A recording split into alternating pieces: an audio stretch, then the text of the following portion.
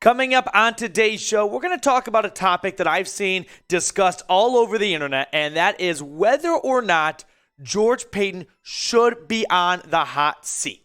I'm going to examine 5 reasons why he may very well be on the hot seat, and each reason I'll give my takes on and whatnot. But first, I kind of want to bring this up to you guys here. For all of you that say there's no way the Broncos are firing George Paton, I somewhat agree with you. But I also didn't see the Titans firing their GM, John Robinson, in the midst of a season where they are leading their division and they are playoff bound for 4 out of the previous 5 seasons. So this might go to show you're not as safe as you might think you are. Because if John Robinson's getting canned mid-season of a good year, not a fantastic year, but not a bad year, I don't think George Paton is absolutely safe from being moved on from. It's not apples to apples. One's in his second year, one's in his third, whatever. The other's been there for quite some time. But let's move on to George Paton's misses now, right? The 5 reasons why he very well may be on the hot seat. 1, it's the big one, hiring Nathaniel Hackett, which was an absolute failure of a hire. There's really no other way to put it. Now, misses happen on head coaching hires for all GMs, right?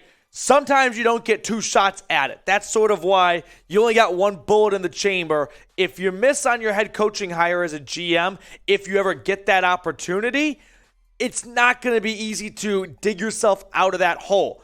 The issue is this is an all-time miss, right? This isn't like a Vic Fangio miss where Fangio went 7-9, 7-10, and they just couldn't quite get over that hump. No, this is you're done after 1 season, and it'll be hard for you to maybe even ever get a head coaching job again.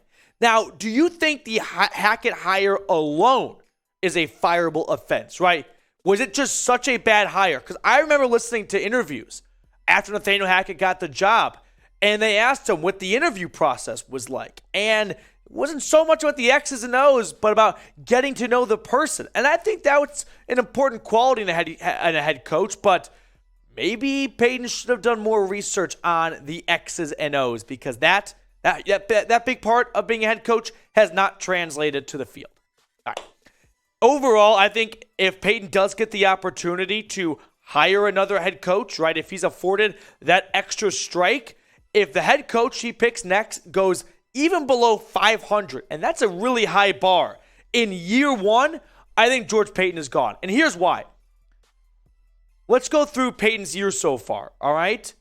Below 500, this year, well below 500. And if next year is also below 500, why should we believe 3 straight losing seasons he's going to get another season, right? Not many GMs or head coaches get 3 consecutive losing seasons of what was not supposed to be a rebuild either, right? It was always a retool.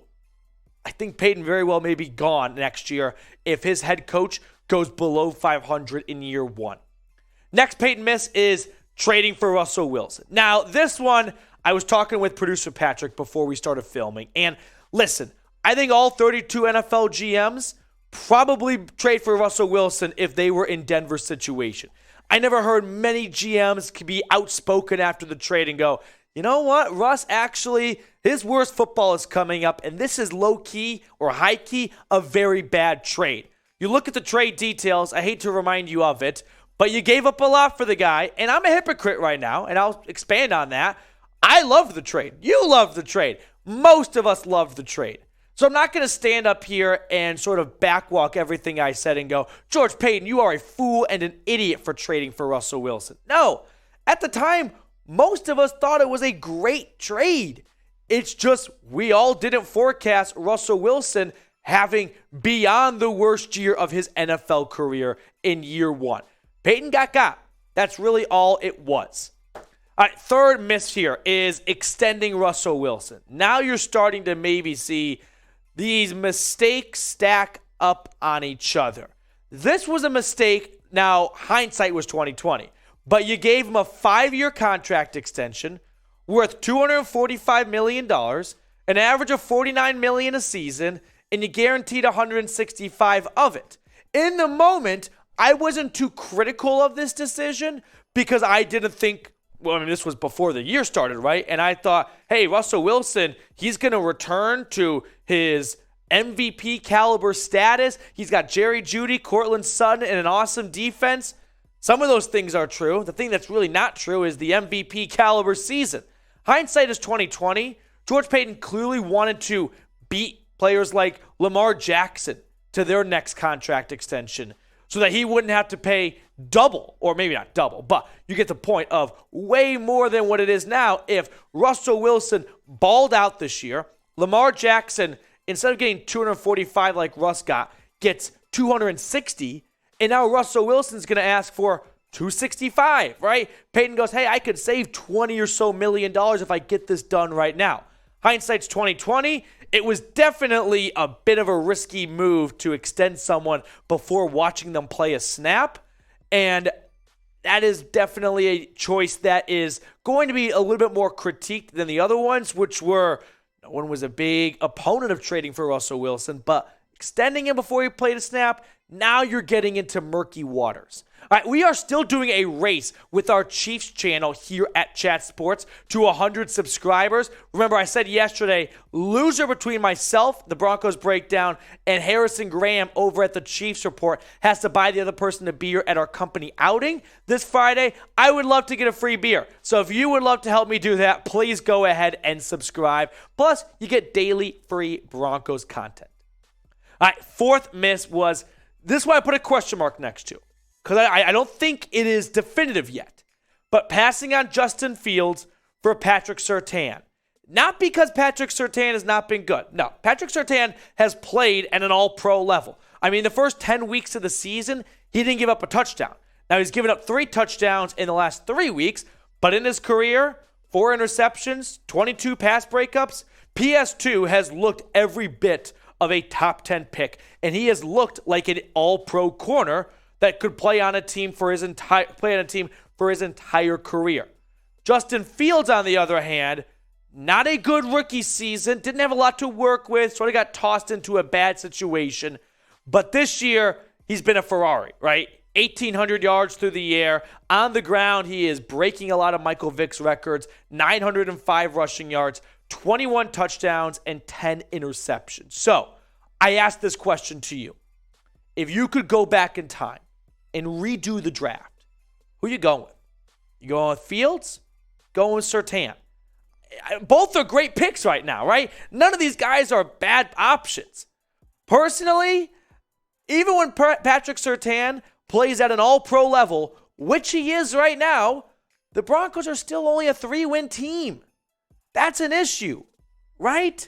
So to me, it's looking at the situation and going, even when I have an all-pro corner, he can only do so much for our team to help ultimately win us games. So for that reason, it's hard not to pick Justin Fields. Now, I do give Peyton some credit for sticking by his guns, whether or not he's right or wrong. He didn't pass on Fields and Jones because he thought Surtain would be better for the team necessarily. It was he didn't believe in Fields and Jones. And that take isn't an awful take right now. It's still early on for both of their careers to say black or white definitively. But at the end of the day, a quarterback can change a team a lot more than a cornerback can. And Patrick Surtain, he's got his limits, right? He can take out a receiver, but if the offense doesn't score a touchdown, there's only so much a DB can do. All right, next miss here was holding on to Melvin Gordon. Melvin Gordon, borderline should not have even been brought back this season. Now, Gordon definitely, beat out Javonte Williams in some areas like pass blocking and goal line, although he kind of sucked at the goal line holding on to the football this year. But Melvin Gordon, holding on to him when he fumbled twice in that 49ers game. For his third fumble in 3 weeks, that should have been the moment when you cut bait. Instead, you held on to him for an extra week. You played the Raiders the next week. And it was a close game in the second half. The Broncos offense, I remember that drive so well because it was like, finally.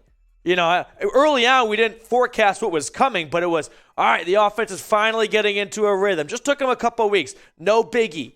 And then Melvin Gordon fumbled it, scoop, score, 6 points the other way. That was a potential 14-point swing.